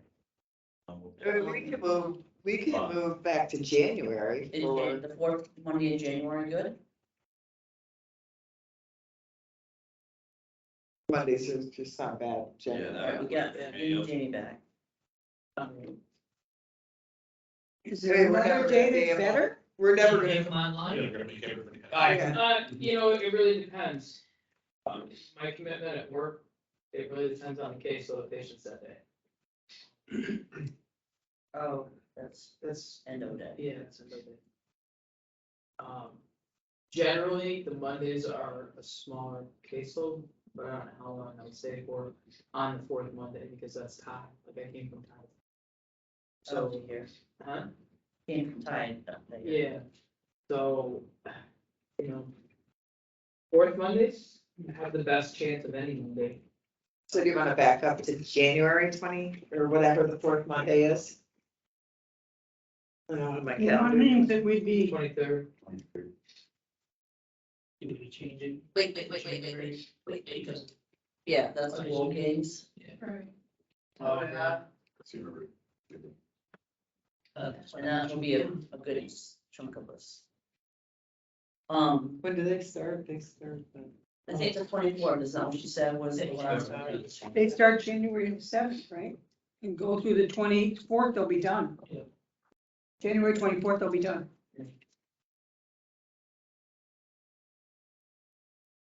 Right, go with that date and I'll do my best. I'm there. Weeks. So So we go the fifth Monday, do the 30th then? Is there 5 Mondays in? yes, It's a weird month. Oh, there you go. Is that okay? No. I'm a firehouse that day. Right. Like I said, I can be there, just I can't make the quorum that. Yeah, I'll be here in time, and the rest of the day. So do we have more people in on the 27th? Huh? We can put it out, I guess. What about the other dates? Do the other dates work besides January? I can put out a poll, we can put out a poll and see, or is there 2 dates that we're torn between, we can. I mean, I What can, think we're gonna I get can do bigger my best quorum to make for? it, I'll figure something. You said, but the main one's a tough one for you, right? February and May, I'd be on duty for both of those. The May, we have to do it then, right? we have to do it in May. So the We don't have to do it 28th and the 23rd work okay for you. We're down to just one date. We haven't figured this out. What do we do? Well, Only the February 27th. Tammy says she's not available January 30th. Okay. What about the 27th? Oh, that's the games, right? They get done the 20th. 27th of Friday.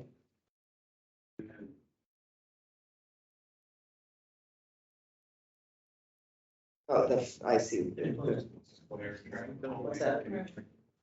What's that? There's always a use. I think we just leave it and take our chances, Yeah. because I don't think we're gonna make it any better for any. I mean, we've always done the fourth Monday, so we're switching them on. Maybe you'll be able to have a off. slow night. You Just saying, I'm gonna pull the long straw on that one for not being here for those. Okay. So. There you go. You've already put your 2 cents in. All right. Okay, so those are the dates, we're signaling those dates. Yeah, plus the doctors have them too, and we'll just get them. Okay. So.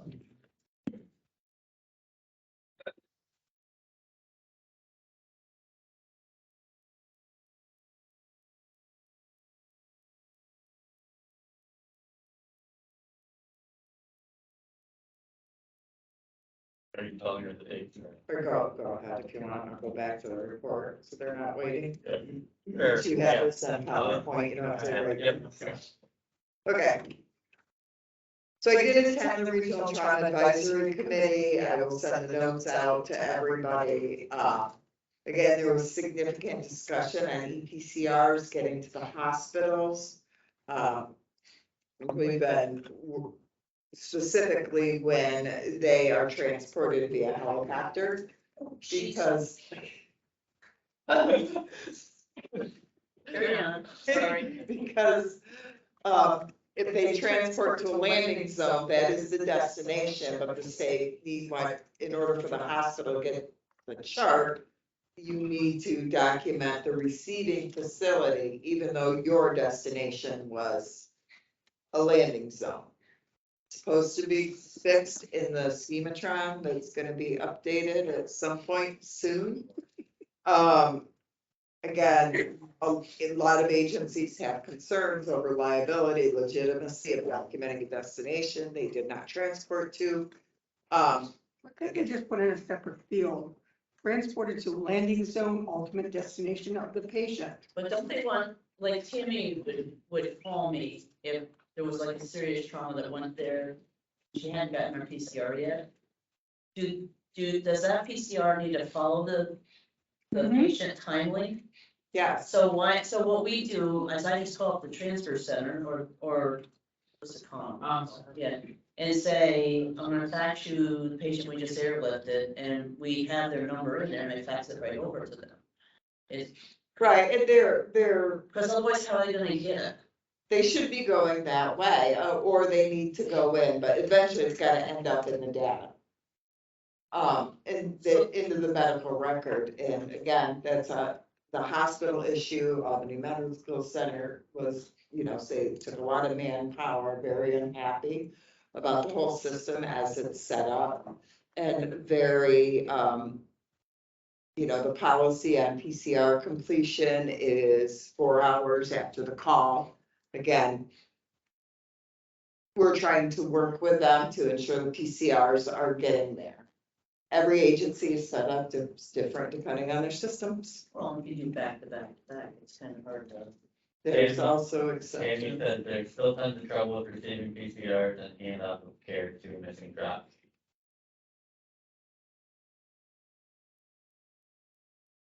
Raw sheets meaning what? Piece of paper with page info. Oh, worksheet. It's a non-binding, it's like your notes, basically. People call them different things, a scratch sheet, a run report, drop sheet, I don't know, there's all And kinds they're of not, names for I it. mean, I can nurse report, they don't write what they say down, I'm not worried about leaving something for them personally. Well, if you're not gonna, so No, remember the I know. requirements say that you need to leave a You PCR. do the PCR if you don't leave the drop sheet. Yeah. No. And, in defense of the nursing staff, I have to tell you that it is not always easy for them either. So I see both sides of the story. I admit that not all nurses are terribly receptive, but I also admit that sometimes we're a little impatient. And I've been on both sides of the fence, so I know what it's like. Well, and it's not just Clinton County or Warren County. so It's we hear it everywhere. all the It's time, across the people world. being It's at across agencies everywhere. and Stuff too, so it's all over, it's not just one area thing. Okay. Yeah, the whole data world. Lots of New York State DOH policy statements that have been released. I'm gonna specifically talk about the last one. They are on the Bureau of EMS website. When you, need something to read, have at it. So the health commerce system, basically, we can hook agency leadership up with a health commerce system account. There's a whole process. We are able to approve agencies for that leadership because you should be going in and verifying your EMTs in the agency.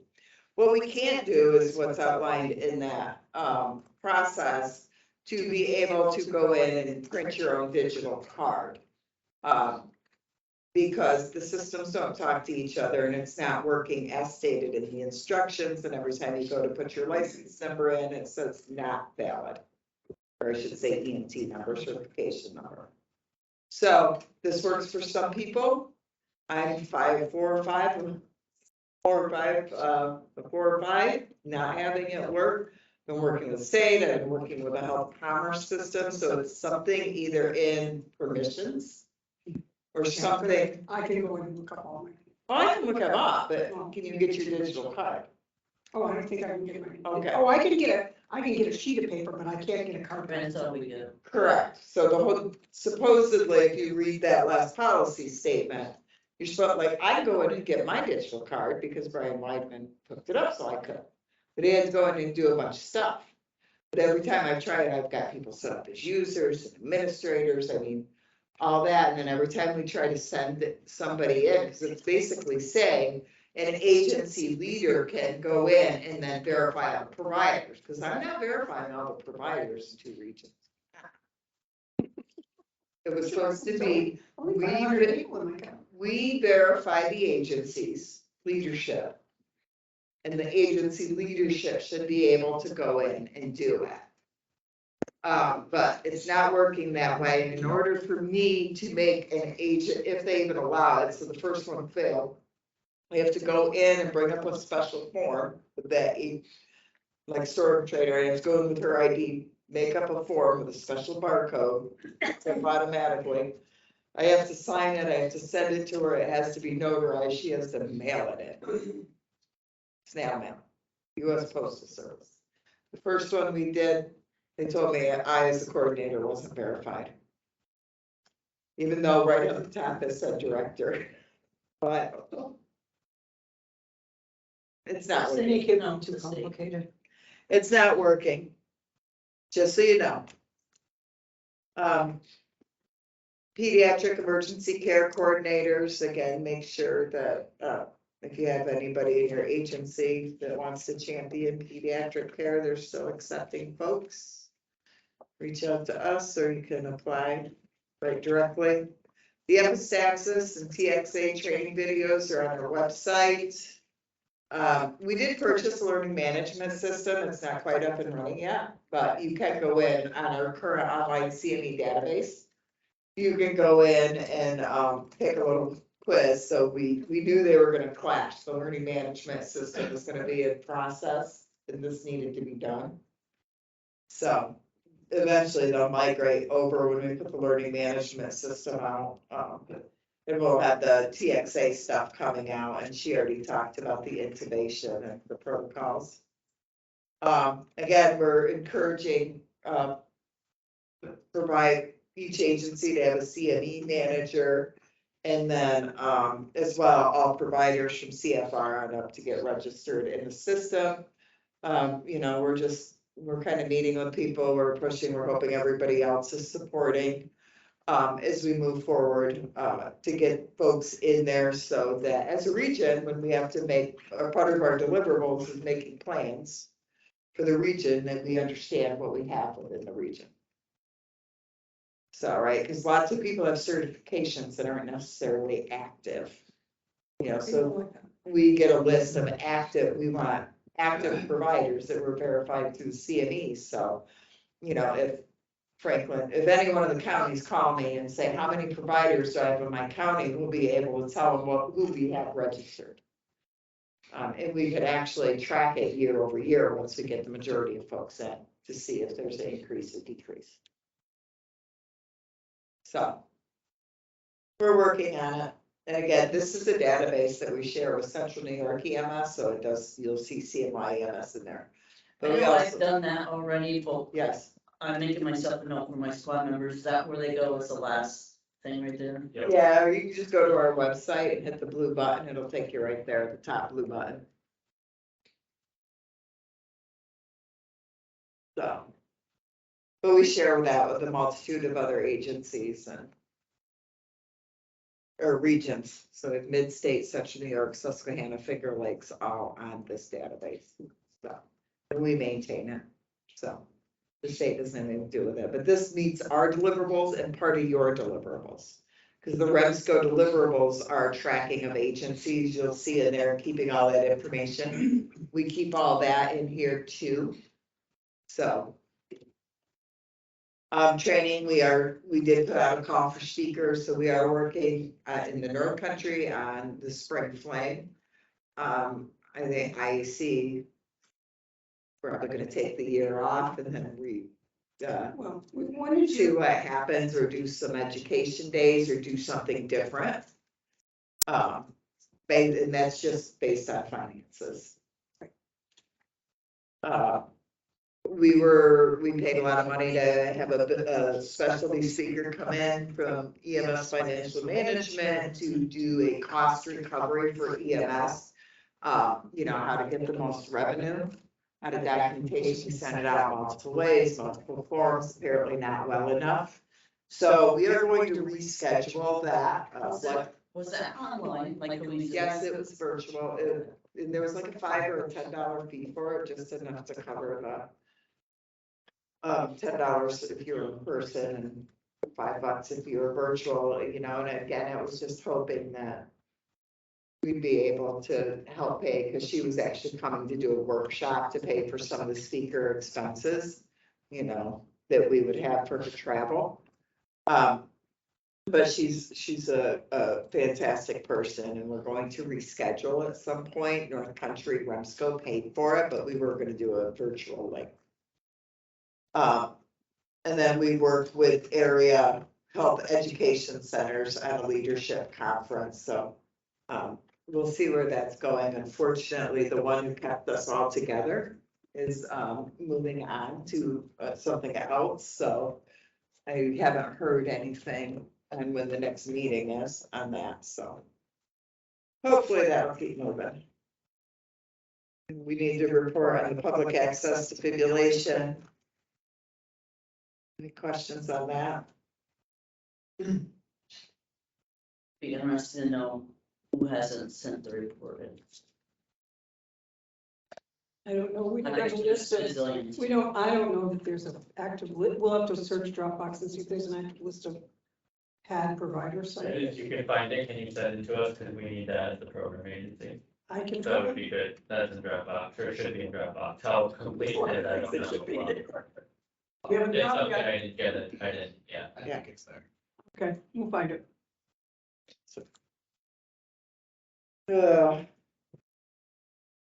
Data. We pulled some data, we tried to do some reports, because the differences in vendors, the way that Ollie, when it goes in the state, you know, the data is not great. But we'll keep, we learned that when we tried to do the trauma fluid report that was requested at the last REMAC meeting. Again, providers document differently. The one thing I would encourage though is that providers, if there are drop-down boxes in your EPCR system, please utilize those, because that's the only thing that we're pulling these data reports from, but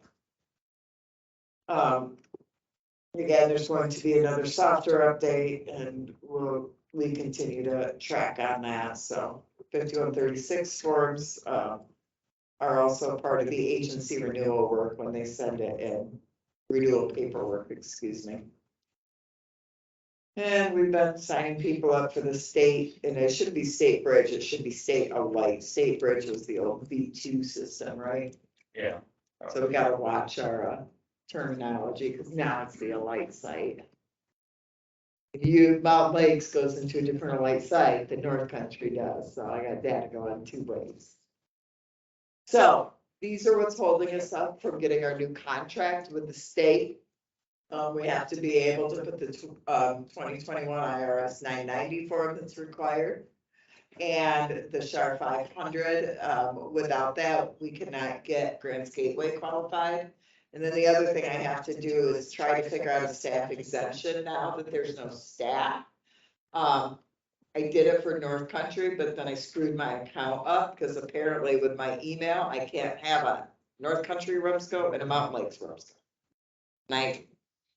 My password for the North Country one was in the office, and I forgot to do it when I was in the office, so I don't know what the password is, so I'll keep working on trying to figure out the staff exemption. Have we reached out to like data inspector or anybody like that to see if they can poke the state But what, getting our money? we can't get it till we get these filed. We haven't filed reports, so the money that's there was 2 reports filed.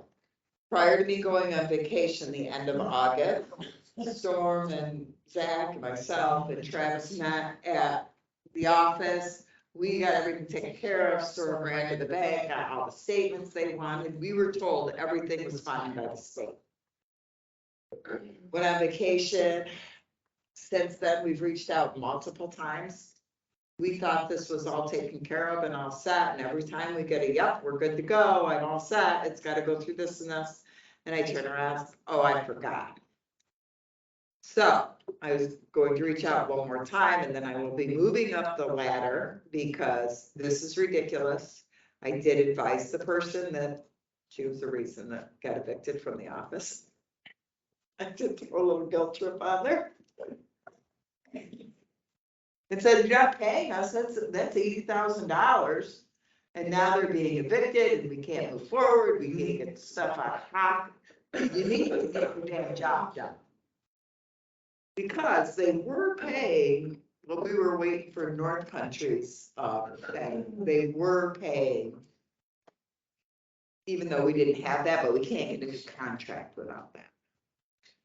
But no vouchers were filed at all for REMSCO last year. I have figured out the expenses for 2 of the quarters, but we haven't found the other 2. Which I gotta figure out how to pull I gotta get access to the QuickBooks to pull the classes of expenses. So. We're trying, we're getting closer. That's where we are with it, so. And hopefully I will, so I don't expect that check to get, we're just getting company probably until Wednesday. So on Wednesday, I will call them and see how close we are to getting our money, how close we are to getting that done. So, but I don't know. She was not optimistic the day it even worked on the 2021 stuff. The 2020 was done, but 2021 was not. So that's gonna be our big stumbling block. Because I said to her, can you give me a time frame on how long it will take? And she couldn't tell me. Well, do they even have the records for all of 20? Yes, they have them all. I thought it was all done and they were just waiting on payment. But no, that was not the case. She said she doesn't believe it's even started.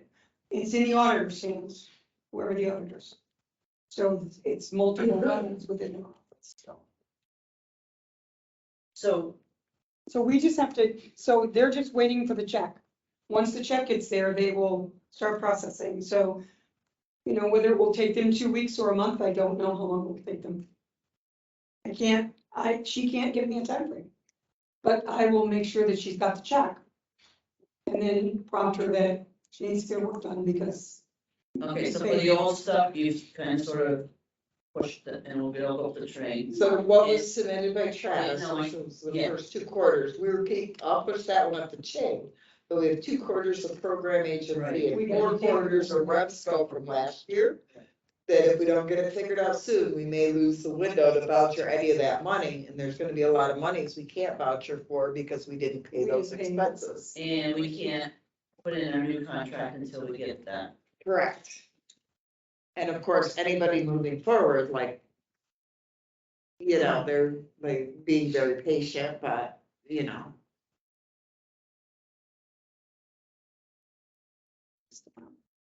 So we'll try and keep moving forward, but, so. Again, these are some credential providers that Zach has taken care of as they've come to us. Any questions on that?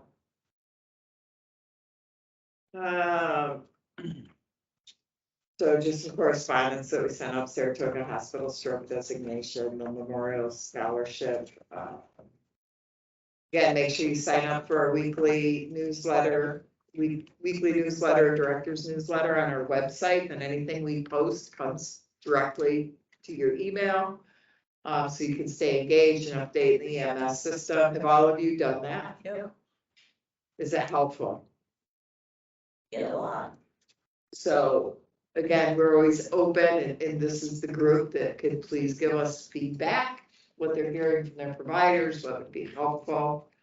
And again, encourage folks to sign up for it, because it can help them stay engaged, especially when we start doing education. We do try to actively communicate out there, but as many of you may or may not know, maintaining an email list is unbelievable. So with that feed, people can subscribe and unsubscribe themselves. Right? There's no reason that anybody in the Mountain Lakes region should say they're not getting communications. Because there was one reason, because 1 week the website didn't work right and kick it out. But other than that, everything that's posted on there goes out. And Zach's been emailing them, but we're not going to continue that after the first of the year. So please help encourage people to sign up. And on the state quality metrics tab, legislative committee, and the next state EMS meetings are the 6th and 7th of December. So we did attend the EMS memorial followed by the state EMS. And then we did all the agency renewals at the REMAC. With a 3-month extension for Hamilton, Shazy, and Plattsburgh City. yes.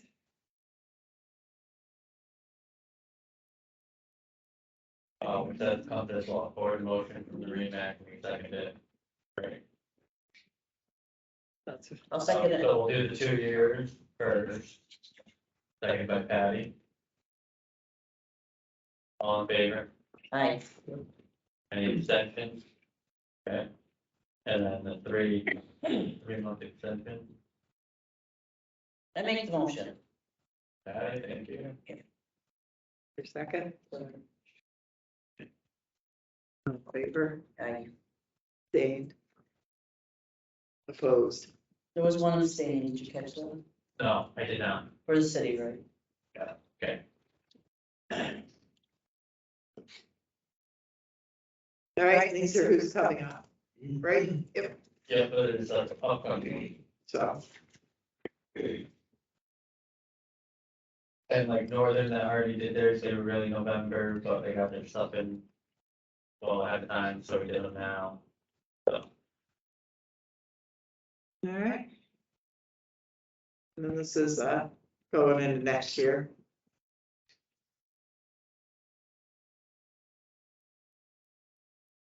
Wait, can you go back one? Wait, I'm sorry. Last slide anyways.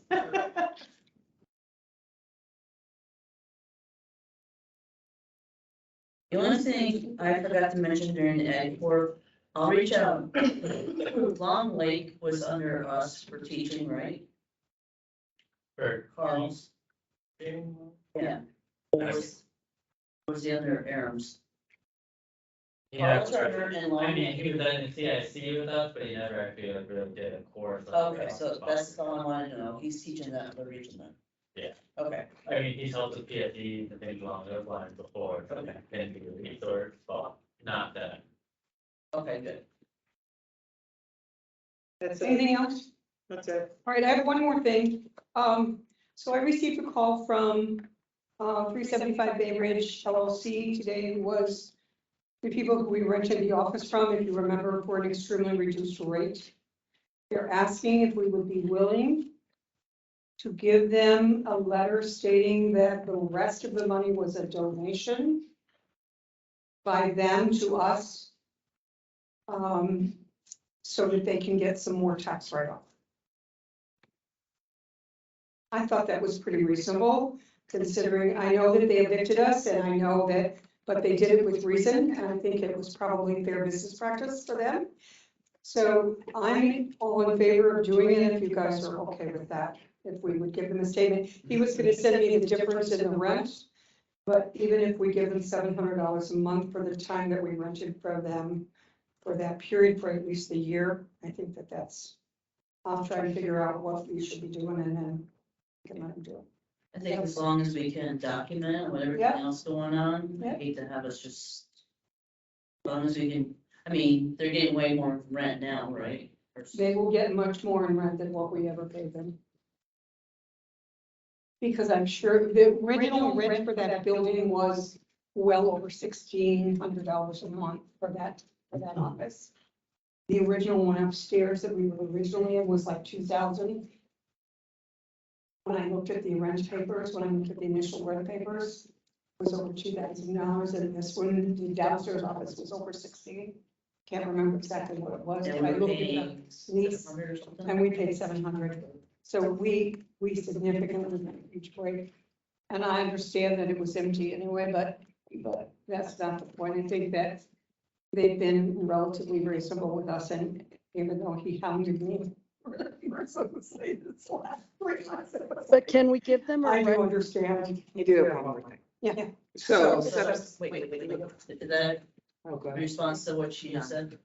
Yeah, Do we need a so motion? We sent them a check, right? We did send them a check. So. So they are paid off. No. Their rent is paid. No, we're not gonna send them any money. We're not sending them any more money. To send them 3,500. Yes. More than that? No, we don't owe them more than that. We don't owe them more than that. They're asking for us to say that the rest of the rent was a charitable donation to us as an organization. So we were paying 700, it was worth We this should have amount. paid. We should have been paid $1,600 at least for the building, for the office. So if we only give them another $700 a month for the year, So as a charitable donation, I think that's reasonable. do we need a motion probably? Yes. Probably.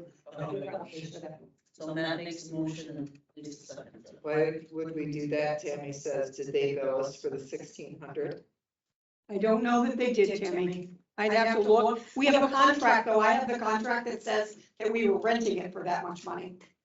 And they never charged us that much money. So in theory, they could come after us, I suppose, for the rest of the money, if they wanted to. So I think making a charitable donation is certainly easier than paying that money back for them, because we have a contract with them that Travis signed for rent. Okay, there's the contract, she said. Yes. Barely, it is long. All right, so Matt made the move, so who seconded it? Lisa? All in favor? Any opposed, staying? So just real quick, at the last meeting, we discussed the REMSCO reps. And it was gonna be Bryce and Mickey. I reached out to both of them because I have to have their resume and all that to send in. I received Bryce's, but I did not receive Mickey's. And so neither one have been sent in. And I'm not sure if Mickey's, I haven't heard anything. But I've asked a couple times. Danny said shoot, do you want? The thing is, we gotta make sure that we have somebody there that can actually be there and You represent. have to be there. Right. If you're not letting it going, then Make a motion that we include Tammy. We have to submit two, so Tammy and Yeah, Bryce. right. I'll make that. So I'll reach out to Tammy then and get, need her resume or CV, whichever one she has, and a letter why she should be the representative. Why she's interested in doing that. Did you hear that, Tammy? I'll email you. Do we have a second for that then? All in favor? Opposed, abstention, none? Who knows what she just say? Right?